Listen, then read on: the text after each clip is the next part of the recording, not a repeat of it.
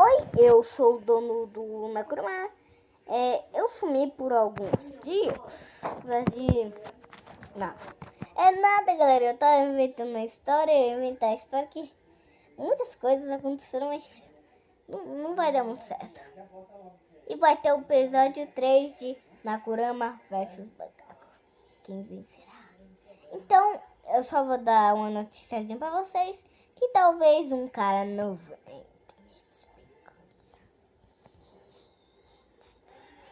que ele vai dublar, que eu posso mostrar agora quem é? E ó. Eu não sei o que ele vai se chamar no anime, sabe? Eu não sei, Nakurama. Vamos dizer que ele é o irmão do Nakurama, um amigo, alguma coisa assim. O roteiro não tá me ajudando muito. Eu não tô roteiro, mas falou!